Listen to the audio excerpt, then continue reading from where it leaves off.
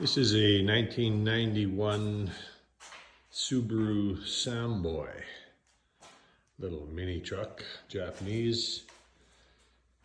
The problem with this thing is we've got a blown out clutch they have to repair. Not sure just exactly how I'm going to get to this motor. It's located on the back. It's kind of a transaxle affair. Read from other people on YouTube that maybe the easiest way to do it is to take the deck off, and then that allows you access to the motor and you can take it out from the bottom. So we'll see. It doesn't seem like a lot to take the deck off, so I'll start with that and we'll just see how it goes. Here we are with the deck off. It came off fairly easy. It took about an hour and a half probably to get it all taken off. There was a lot of electrical wires and a lot of hoses and stuff that were attached. They had to come off. A lot of them were zap strapped on there, some bolted. All the bolts and everything came out pretty good. There's only two that I had trouble with and they broke off, so we'll have to see. But it opens it up. It's so nice. I mean, you can get at everything now.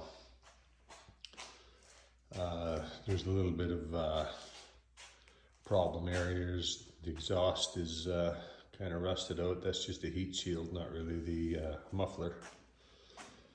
Everything else, it opens it up really nice. You can see the radiator mounted up underneath the frame.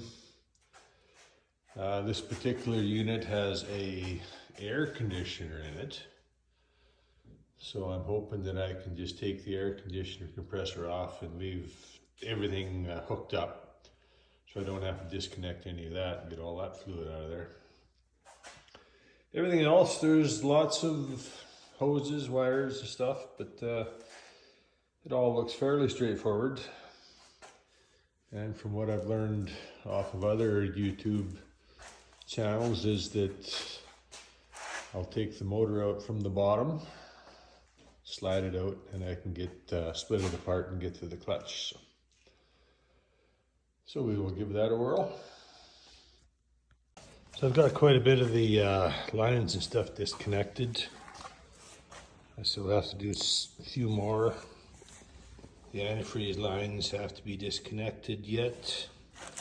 I've taken the air conditioner lines off, done the electrical. Some of the stuff I've marked where it went, some of it is obvious. This here cover has to come off in order to get to the throttle to take the cable off, and it's also attached right here. I've taken the air breather off, the starter is out. I've taken the clutch pedals and the shifter linkage off. These things go on with, it's kind of like a brake clip. Everybody's seen them. This one is broken half. I think I can get some more, but it just goes into that little bracket there. And then the clip just kind of clips into that. The speedometer cable mounts onto the side of the transmission over on the, well, what would be the passenger side, and this thing, the driver's side.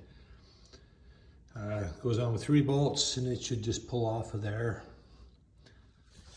And then the only thing I have to do is to take the 2 axles off and take the drive shaft for the front axle off, and it looks like it's got a flange with bolts you can take apart, and then that thing should just slide out of there. And then a few bolts and it should pop right out of there. So this is the speedometer cable. There bolts onto the back of the transmission. So there's a little worm gear and a spur gear. So we'll just wrap it up and clean it up later. So I've got most of the back end taken off. A lot of plug wires and stuff that, wire plugs that have to be taken apart. I still have left to take off the fuel lines and to disconnect the radiators and to take the axles out. I just want to show the axle part because I really couldn't get much information on these things off of YouTube or anywhere else. So these axles, if you can see that, they come apart. There's a pin in there.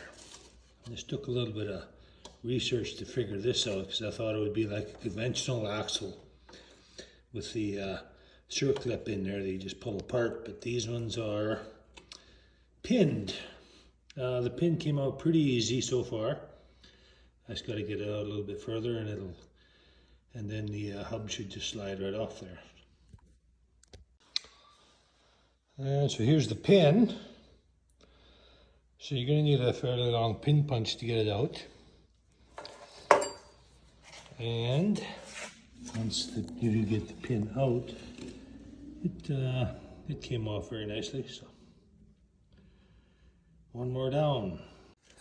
On one other thing, you have to drive the pin up from the bottom because the housing, if you can see that, the pin will get caught on the housing and get stuck there. So you got to drive the pin out from the bottom and then it'll come out easy. So looking from underneath the machine, there's two cross members that also have to come out or you won't be able to lower the motor straight down. And there's one on each side.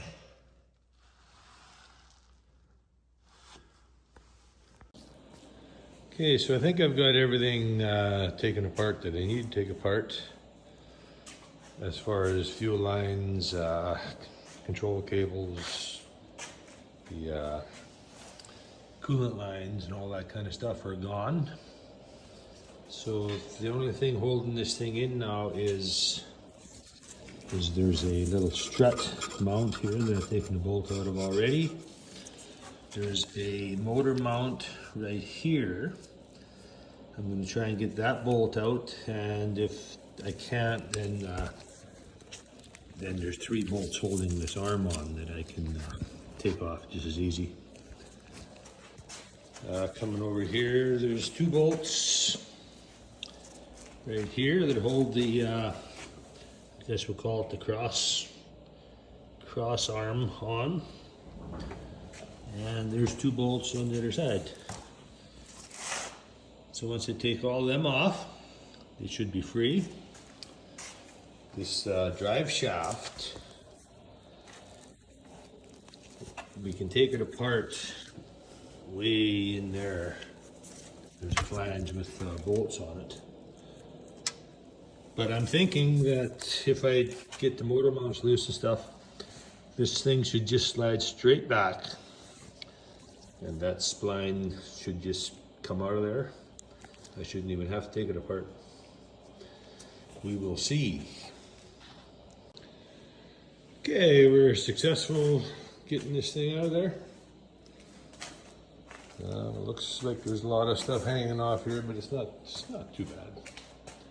So I'm going to get it up on the bench and start to tear that down, and I'll make a video of that as well.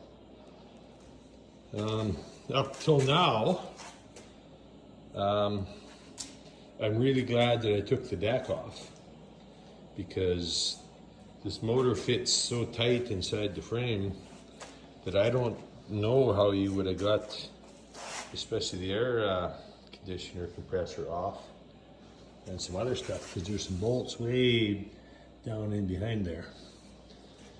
So taking the deck off was certainly made it a lot easier.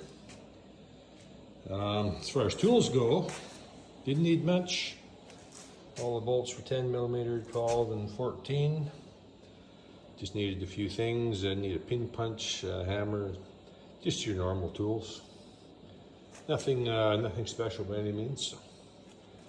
The hose clamps and stuff, I'll just replace because they don't like to come apart. And the fuel line also didn't want to come apart, so I'll just replace them.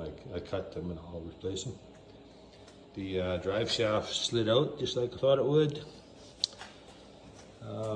Other than that, stay tuned for part 2 when we rip the motor apart and separate the transmission and put a new clutch in.